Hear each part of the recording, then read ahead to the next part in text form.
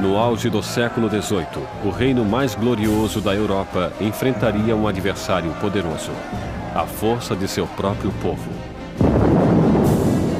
Um homem se ergueria para inspirar a nação a afastar um rei relutante, uma rainha odiada, e uma nova república nasceria no sangue da Revolução Francesa.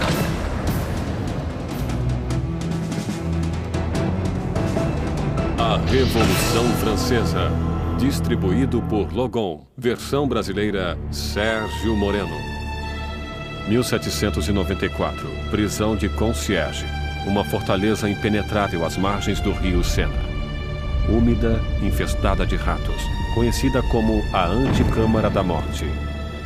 Dentro, a voz da jovem nação está prestes a ser silenciada. Enquanto seu cabelo é cortado e seu pescoço fica nu para a lâmina da guilhotina, Maximilien Robespierre prepara-se para pagar o preço pelo cataclismo deixado à sua volta. A explosão de acontecimentos que tornaram-se a Revolução Francesa. A Revolução Francesa foi o extraordinário momento em que o povo começou a acreditar que seria possível refazer quase tudo em sociedade, que não podia somente mudar a política, as instituições, mas a própria natureza humana através da ação política. A Revolução Francesa representa a encruzilhada do mundo moderno, onde tudo começa a encaminhar-se para uma direção diferente.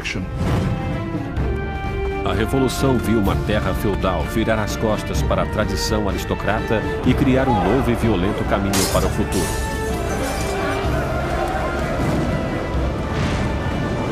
Faria estremecer os próprios fundamentos da Europa e seu impacto seria sentido além dos mares. É o acontecimento mais importante da história ocidental. Há desenvolvimentos que podem rivalizar-se com ela, como a Revolução Industrial ou o capitalismo. Não consigo pensar em nada mais importante.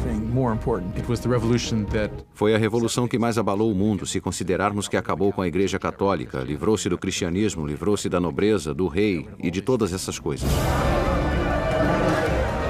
A Revolução Francesa levou o pão aos pobres, a democracia à França, e estabeleceu uma nova ordem na sociedade.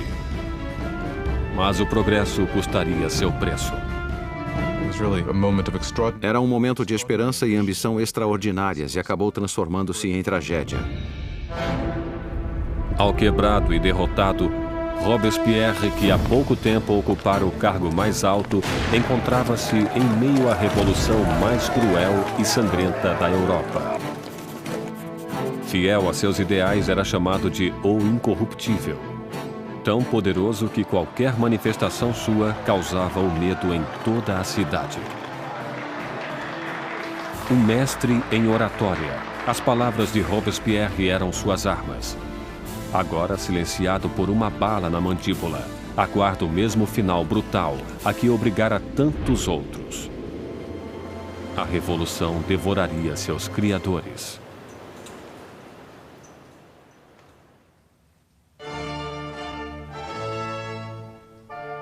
Ninguém poderia prever a turbulência que viria em um dia de primavera de 1770. O castelo de Versalhes estava repleto das multidões brilhantes da corte real. Terminada em 1682, Versalhes foi a obra-prima do rei Luís XIV. Para colocar alguma distância entre ele e seus súditos, Luís XIV elege para a capital da França essa pequena cidade distante 20 quilômetros a oeste de Paris, onde ele ordenou a construção do palácio mais magnífico da Europa. Durante quase 100 anos, ele foi o trono da monarquia da nação e hoje é testemunha de um casamento muito importante.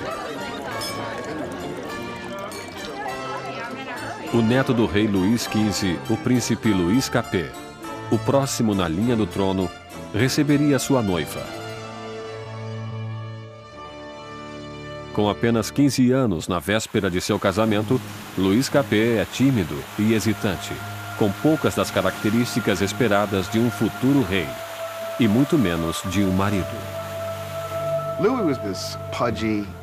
Luís era um menino inexperiente, tímido, dolorosamente inadequado com 15 anos, sem possuir nenhuma graça social. A amante de Luís XV, Madame du Barry, chamava-o de menino gordo e mal alimentado. Basicamente, é só um menino. Era muito difícil para Luís tomar decisões. Tremia incessantemente e estava sempre pronto a deixar-se persuadir pela última pessoa com quem falasse. Claro que essas não são consideradas qualidades de liderança.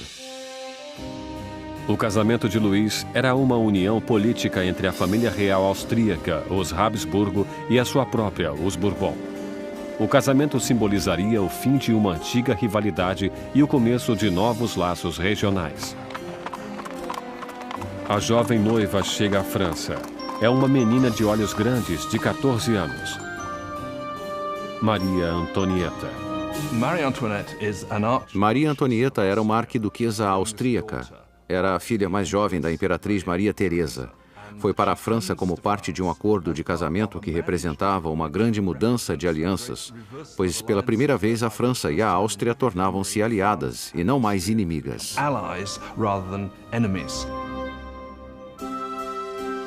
Maria foi para a França como um símbolo político, mas como adolescente tinha pouco interesse em assuntos políticos.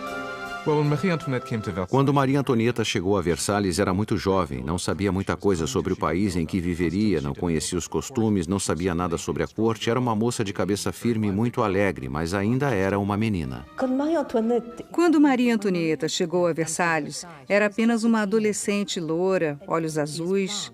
Era bonita. Gostava de ser atraente para as pessoas e chegou com a intenção de conquistar o marido e sua nova família.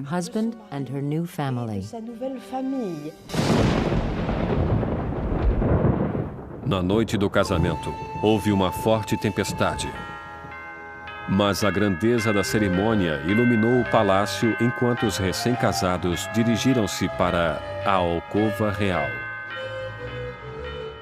Em uma cerimônia que simbolicamente assegura a concepção de um herdeiro, os cortesãos do rei estavam presentes quando o estranho jovem casal foi revelado no leito nupcial pela primeira vez.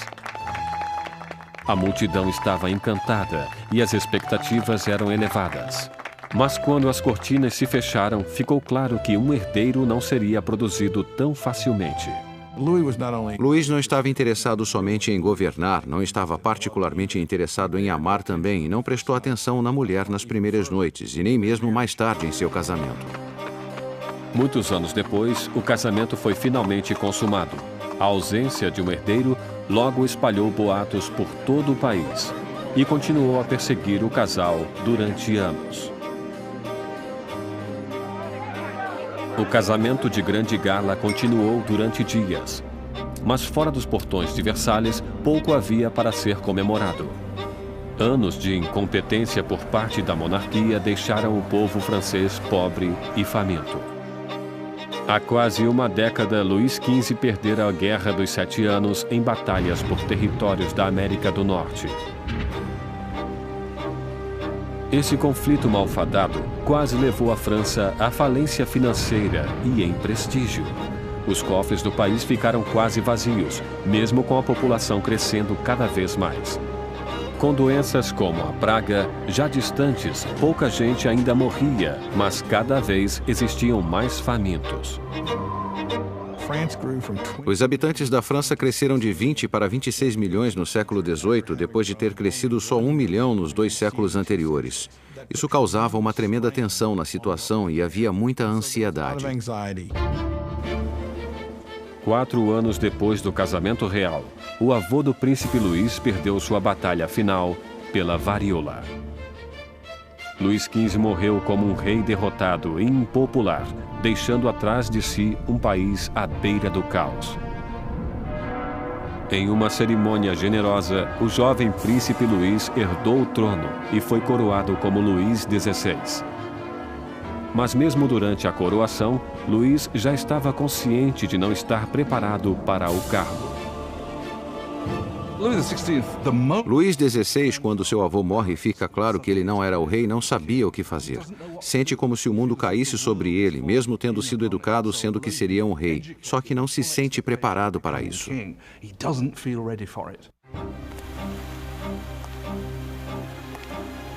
Para um reinado em crise, Luís XVI seria o pior homem a ser o novo rei. O jovem de 20 anos reza: "Protegei-nos, Senhor, pois reinamos muito jovens." Protegidos em seus aposentos reais em Versalhes, Luís e Maria iniciam suas vidas como jovens monarcas, enquanto, a apenas 20 quilômetros de distância, em Paris, outra nova era começava, que iria confrontar-se com a monarquia. Uma perigosa era de ideias. A era do iluminismo.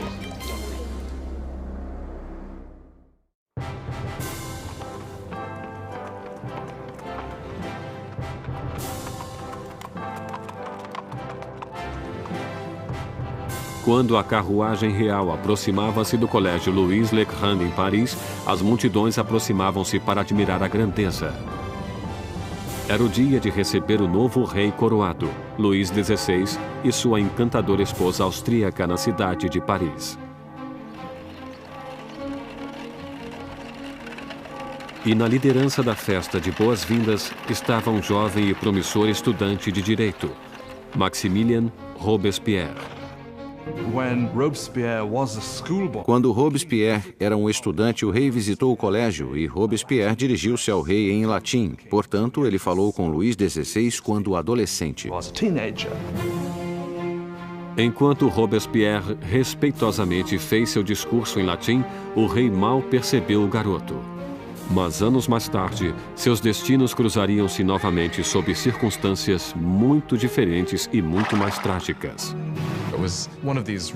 Foi um daqueles rituais que aconteciam em todas as escolas, apesar daquele ser carregado de ironia, pois aqui temos o jovem Robespierre lendo seu discurso em honra ao homem que ele mais tarde mataria. Mas na época, o discurso era caloroso e os elogios sinceros. A visita da realeza pode ter conquistado o coração do povo, mas suas mentes inclinavam-se cada vez mais em uma direção completamente diferente. Desde a Idade Média, a sociedade europeia estivera dividida em 3 classes distintas, ditadas pelo nascimento. Havia uma grande divisão entre a riqueza da nobreza e a do clero e a pobreza dos camponeses. Então, no início do século XVIII, a razão e a ciência começaram a desafiar as antigas tradições. Varrida por uma corrente de inovação e por nova literatura, Paris torna-se o centro filosófico do mundo. A cidade pulsa com o florescimento do conhecimento, um brilho cheio de possibilidades. É a era do iluminismo. O iluminismo é um movimento que diz para não confiar em autoridades ou em qualquer coisa que alguém lhe tenha dito. Pense por si mesmo, teste você mesmo. No antigo regime da Europa, diziam o que deveria ser pensado. Recebiam informações do alto, dos padres, dos governadores. Portanto, a ideia de poder mapear o conhecimento humano e ter acesso a ele era revolucionária. Nos salões de elite de Paris, os aristocratas reuniam-se para discutir autores do iluminismo e a era burguesa da razão. Voltaire, Rousseau, vozes frescas que pregavam a liberdade, o controle do próprio destino e, acima de tudo, a igualdade. A paixão por essa nova literatura encontra-se principalmente na classe superior, mas como o iluminismo atingia todos os níveis da sociedade, o grito de igualdade começou a ameaçar o modo aristocrático de vida. O que torna essa ideia perigosa é que mais cedo ou mais tarde haveria a pergunta: por que os aristocratas são privilegiados? O mundo poderia mudar para tornar-se um lugar melhor? O progresso é possível? Isso minaria a ideia de que a monarquia é natural, a aristocracia é natural e que a hierarquia é natural. Para ver o iluminismo em ação, era apenas necessário olhar para o outro lado do Atlântico, onde os americanos lutavam por liberdade da antiga inimiga da França, a Grã-Bretanha. O jovem rei Luís quis vingar-se das derrotas de seu avô e viu a oportunidade na Guerra Americana pela Independência. Luís dedica à causa um total de 2 milhões de liras, o suficiente para alimentar e abrigar 7 milhões de franceses durante um ano. O investimento marcaria o início do colapso financeiro da França.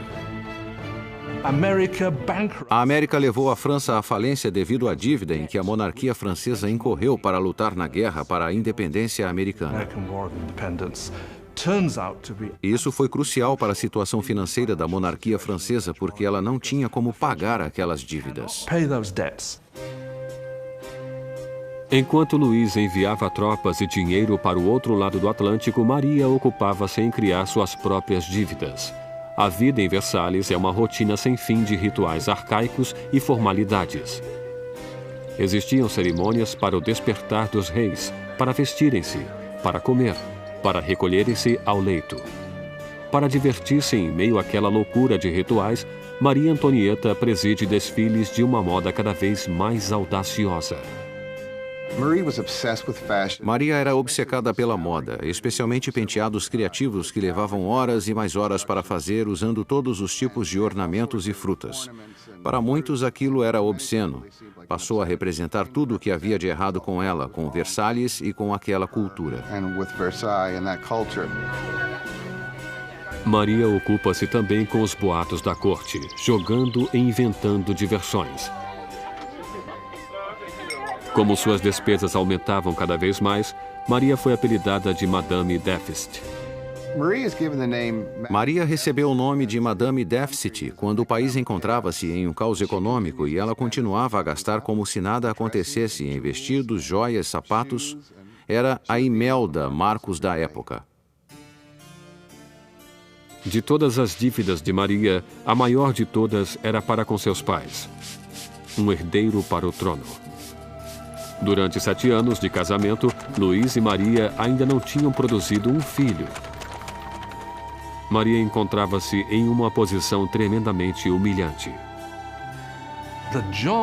A função de uma rainha era produzir um herdeiro. Era absolutamente necessária a presença de um filho.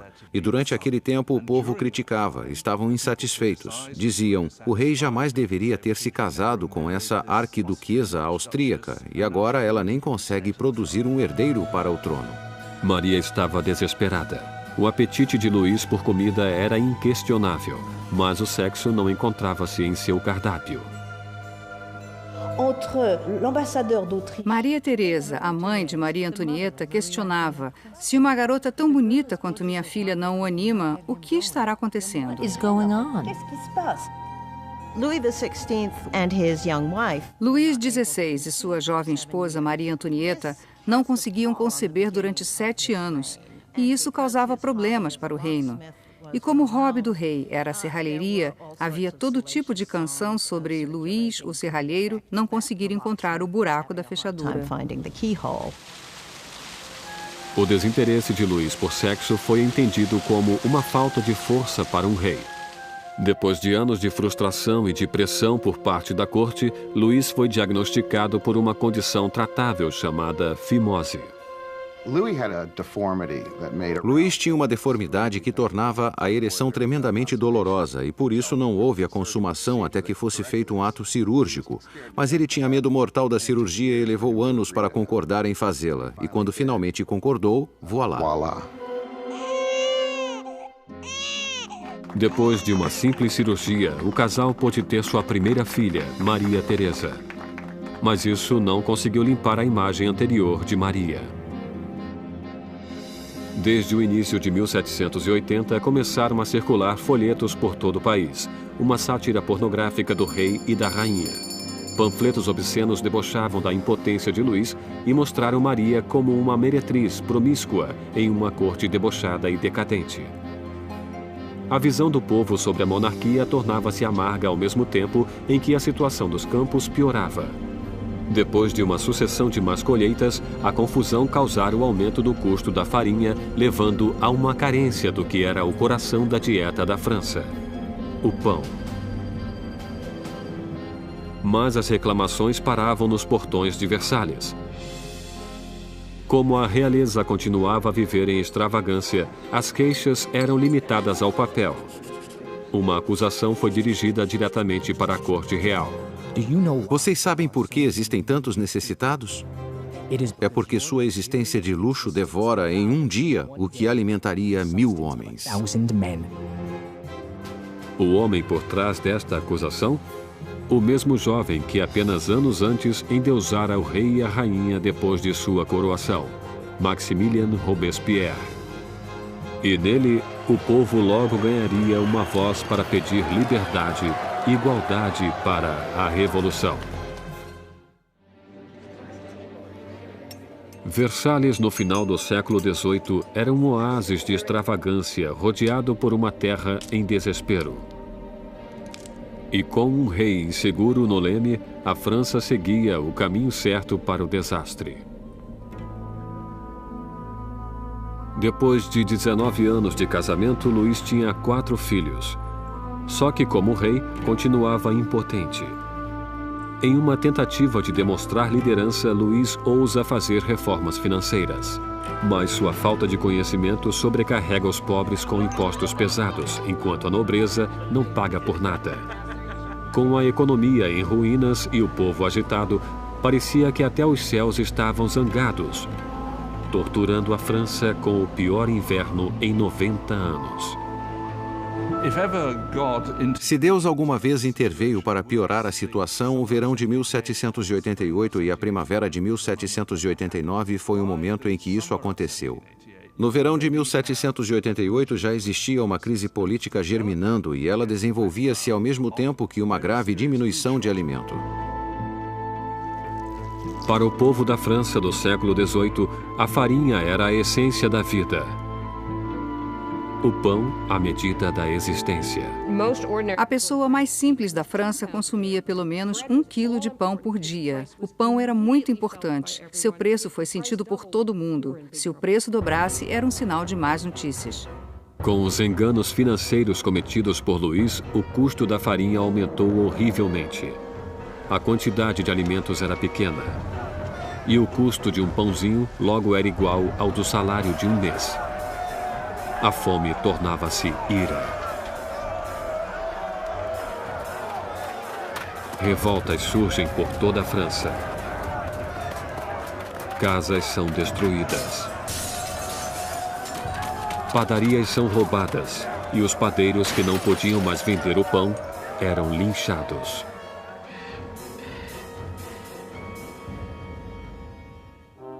Com a economia em frangalhos, os bancos obrigam Luís a contratar um ministro das finanças, Jacques Necker, um pensador do iluminismo. Necker é popular de uma maneira que Luís só poderia invejar. Jacques Necker foi sem sombra de dúvida o ministro mais popular durante a primavera de 89, porque afirmou publicamente em seus pronunciamentos que o dever do governo seria garantir que houvesse pão suficiente para todos.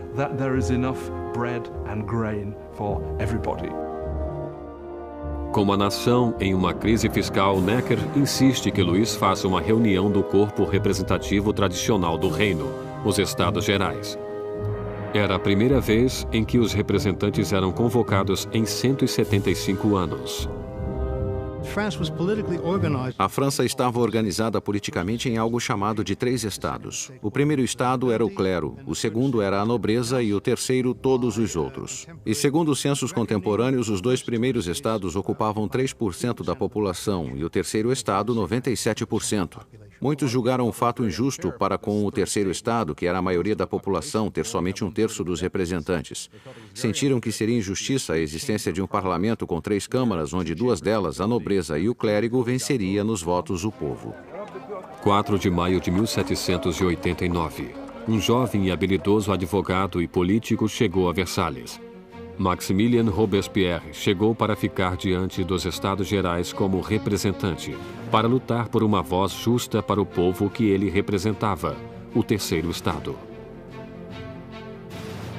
Órfão nascido no interior, Robespierre obteve uma proeminência acadêmica com seus estudos prodigiosos, tornando-se um orador eloquente, com ótima aparência, sem um fio de cabelo ou uma frase fora de lugar. Em casa, na pequena cidade de Arras, as ideias do iluminismo que absorvera nos salões de Paris fundaram uma voz poderosa, e ele tornou-se o mais importante advogado do local. Quando ele voltou para Arras e começou a praticar como advogado, lia tudo sobre o iluminismo. Robespierre era alguém que, quando praticava leis em Arras, tentava levar as ideias do iluminismo para os casos que defendia. No Estado Geral, Robespierre e seus colegas exigiam que a nobreza e o clero pagassem impostos, mas Luís sentia-se tremendamente ameaçado pelo crescente radicalismo do Terceiro Estado. Quando, no dia 20 de junho, depois de um impasse de 6 semanas, os representantes chegaram para descobrir que seriam silenciados. No dia 20 de junho, quando os representantes chegaram para a reunião e encontraram as portas fechadas, suspeitaram de um complô. Passaram para outro local que chamaríamos de quadra de tênis e que, na verdade, era uma quadra de handball. Juntaram-se e juraram que não parariam de reunir-se até terem uma nova Constituição. Os representantes declararam uma nova Assembleia Nacional, os verdadeiros representantes do povo da França. O juramento da quadra de tênis é um desses grandes momentos simbólicos na história da Revolução Francesa. Temos todas aquelas pessoas reunidas em uma quadra de tênis levantando os braços quase como uma saudação romana. E para a Assembleia aquele foi o momento em que perceberam algo em sua força e em sua dignidade e souberam que poderiam realmente desafiar o rei da França. Como um ato de desafio revolucionário, nasceu a Assembleia Nacional. Será uma comunhão de vozes de todo o país, um corpo parlamentar executando a vontade do povo. Mas tirar o poder do rei não seria tão fácil quanto assinar uma simples proclamação. Todas essas vitórias iniciais que aconteceram em Versalhes são mais vitórias de papel e não têm como se sustentar. O medo que tomou os representantes em Versalhes quando nos aproximamos de julho de 1789 foi porque o rei reunia suas forças para dispersá-los, para acabar com eles. No início de julho, 30 mil tropas reais posicionavam-se em torno de Paris. Para defender-se, o povo formou uma nova Guarda Nacional. Os revolucionários atacam os arsenais de Paris e conseguem furtar 28 mil mosquetes. A única coisa que falta é a pólvora, e o povo sabe onde consegui-la. No centro de Paris existe uma masmorra de pedra, famosa como símbolo do regime feudal, a Bastilha. A prisão abriga toda a pólvora da cidade e é lendária como câmara de tortura e mortes horríveis. A Bastilha fora o grande símbolo do despotismo real, o grande símbolo dos reis da França que iam além dos limites de seu próprio poder, fora um símbolo do horror para o povo francês. Em meio à revolta, acontece um ultraje surpreendente. Luís demite seu ministro das Finanças, Jacques Necker, o amado do povo, visto como simpático às massas. Horas depois de sua demissão, Paris fica sabendo que seu representante foi afastado. Não restou mais nada além da revolta. No dia 14 de julho, multidões reuniram-se identificando-se com um pequeno penacho vermelho e azul, as cores de Paris, separadas pelo branco, a cor da causa dos Bourbon. Nascia o tricolor. E entre a multidão enfurecida, uma voz grita: para a Bastilha! Atacar a Bastilha significava que o povo de Paris dizia: não se livrarão da nova Assembleia Nacional. O povo está agindo, está armando-se e basicamente diziam: estamos do lado da revolução. Vendo o exército que aproximava-se, o governador da Bastilha, Bernard de Launay, tentou trancar a prisão. Armou uma defesa inútil, mas os saqueadores invadiram a fortaleza e atiraram-se sobre os guardas com facas e lanças. Finalmente, de Launay rende-se, mas a multidão furiosa arrasta-o pelas ruas. Os saqueadores exaltados chutam e esfaqueiam-no até que ele grita: matem-me de uma vez. E a multidão obedece. Ele é assassinado e nasce uma tradição revolucionária. Sua cabeça decepada desfila enfiada em uma lança.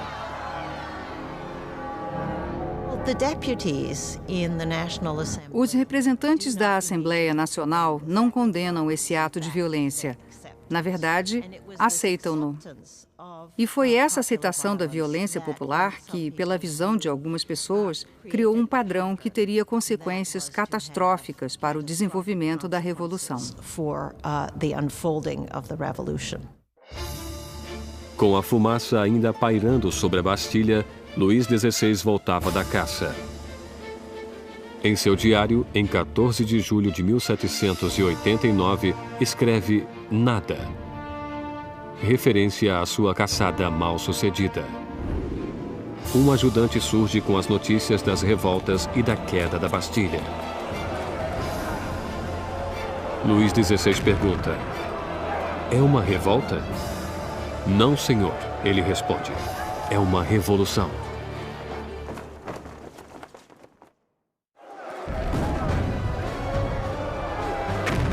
A queda da Bastilha soltou as rédeas da revolução. O povo desafiara seu rei e vencera. Não havia mais retorno. Como um símbolo da derrota real, o povo, homens, mulheres e crianças, cavaram com as próprias mãos e derrubaram a Bastilha, tijolo por tijolo. Começavam a desmontar o próprio passado. Os franceses decidiram destruir a Bastilha logo que puderam. Sem terem como usar explosivos, isso foi feito dolorosamente, mas com um tremendo vigor. E os tijolos foram arrancados e vendidos como emblemas da demolição do despotismo. A energia das ruas dava força